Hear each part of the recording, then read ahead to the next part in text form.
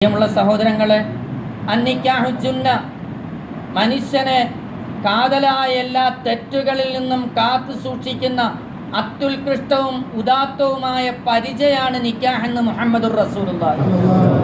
ഫഇന്നഹു അഗദ്ദു ലിൽ ബസരി, തെറ്റായ നോട്ടങ്ങളിൽ നിന്നും കണ്ണിന് പരിരക്ഷ നൽകുന്ന അത്യുത്കൃഷ്ടമായ കവചമാണ് നിക്കാഹ് എന്ന് മുഹമ്മദുർ റസൂലുള്ളാഹി. വഹിസനുൽ ഫർജ്, തെറ്റായ വേഴ്ചകളിൽ നിന്നും നമ്മുടെ ജനനേന്ദ്രിയത്തെ കാത്തു സൂക്ഷിക്കുന്ന ഏറ്റവും ഉത്കൃഷ്ടമായ അമലാണ് പരിശുദ്ധമായ നിക്കാഹ് എന്ന് പറയുന്നത്.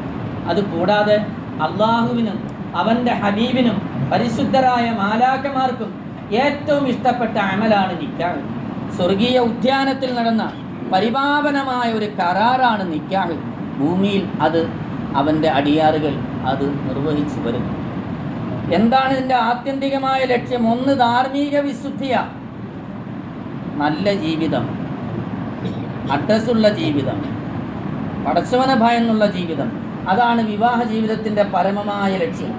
മറ്റൊന്ന്, നമ്മൾ ഈ ഭൂമിയിൽ ജീവിച്ചതിനൊരു തിരിശേഷിപ്പ് വേണം.